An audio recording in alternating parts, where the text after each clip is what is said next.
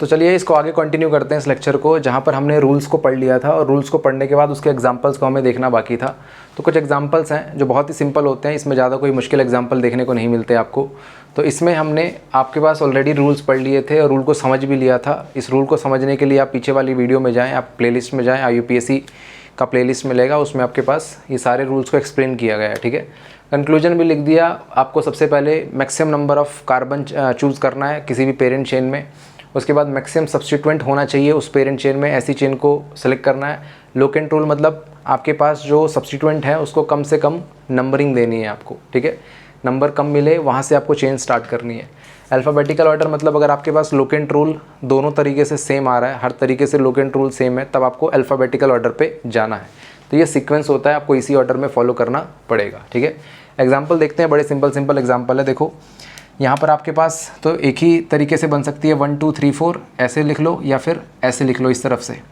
अगर मैं इस तरफ से लिखूँ या फिर आप बोलो इस तरीके से, मैं इसको दूसरा ही बना लेता हूँ। मान लो आपके पास ये क्लोरीन है, ये ब्रोमीन है आपके पास। अगर मैं इधर से नंबरिंग दूँ 1 2 3 4, तो यहाँ पर भी आप देखोगे 2 और 3 को क्या आएगा, लोकेंट आएगा। मतलब जो भी आपके पास सब्स्टिट्यूएंट है 2 3 पे आएगा, और यहाँ पर भी 2 3 पे आ रहा है। जब लोकेंट सेम हो जाते हैं, सब्स्टिट्यूएंट सेम नंबर मिलते हैं उसको, तो हम किसको फॉलो करते हैं, अल्फ़ाबेटिकल ऑर्डर।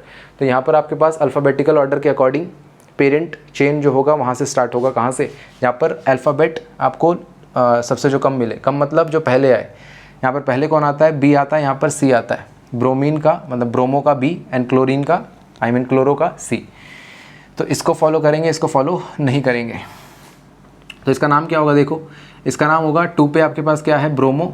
2 और इसके बीच में, वर्ड के बीच में आपके पास हाइफन आता है, साथ में फिर आपके पास 3 क्लोरो हो जाएगा, 3 क्लोरो हो जाएगा, 3 क्लोरो, साथ में वर्ड रूट कितना है, ब्यूट, और अनसैचुरेटेड कुछ नहीं है तो एन लग जाएगा। 2 ब्रोमो 3 क्लोरो ब्यूटेन, आपके पास सिंपल सा इसका नोमेनक्लेचर हो जाएगा, आंसर हो जाएगा।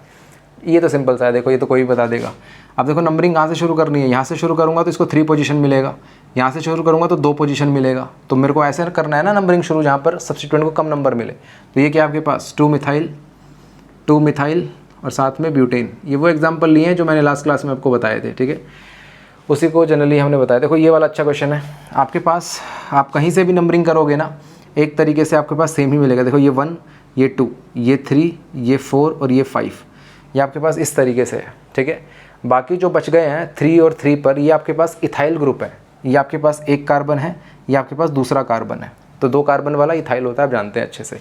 ठीक है, तो इसका नाम कैसे दोगे भाई, इसका नाम देने का तरीका जो होगा वो सिंपल सा होगा आपके पास। देखो 3 पोजीशन पर क्या है, 3,3, नंबर और नंबर में कॉमा लगना है। 3,3 डाई इथाइल, इथाइल है ना, ये 2 है। मैंने कहा था एक से ज़्यादा सेम सब्स्टिट्यूएंट हो तो डाई, ट्राई और टेट्रा वगैरह यूज़ करते हैं। तो यहाँ पर 2 सब्स्टिट्यूएंट है, 2 के लिए डाई यूज़ करते हैं।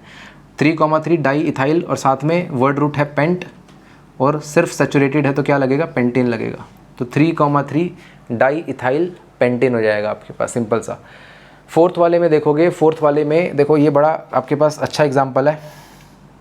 अब मुझे इस तरीके से नंबरिंग देनी है जिसकी वजह से क्या हो, आपको कम नंबर मिले। देखो यहाँ पर अगर मैं नंबरिंग दूंगा यहाँ से, तो 1 2 3 4 और 5, ऊपर जाता तो 4 मिलता मेरे को, तो 4 तो आपके पास कम हो गया ना, हमें तो मैक्सिमम नंबर ऑफ़ कार्बन चाहिए, तो इसलिए मैं नीचे गया। तो नीचे ही गया तो आपके पास क्या मिलेगा, इस तरीके से मिलेगा। अब मैं नंबरिंग यहाँ से भी शुरू कर सकता था 1 2 3 4। तो आप देखते जब यहाँ नीचे से शुरू करता तो 3rd पोजीशन पे मेरे को मिलता क्या, मिथाइल, और 4th पर मिलता Cl। लेकिन 3rd से पहले मुझे किस पे मिल जाएगा, 2nd पे मिल जाएगा मेरे को आपके पास सब्स्टिट्यूएंट। तो मेरे को नंबरिंग यहीं से स्टार्ट करनी है। ठीक है, तो इसको नंबरिंग कैसे करोगे बताओ। क्लोरो का C या मिथाइल का M, ऑब्वियस सी बात है। 2 क्लोरो पहले आपके पास अल्फ़ाबेटिकली लिखा जाता है, 2 क्लोरो, 3 पे मिथाइल, और वर्ड रूट में कितने हैं, 5 कार्बन, तो इसको बोलेंगे पेंट, और एन हो जाएगा क्योंकि डबल बॉन्ड ट्रिपल बॉन्ड नहीं है आपके पास। ठीक है, सिंपल है आपके पास।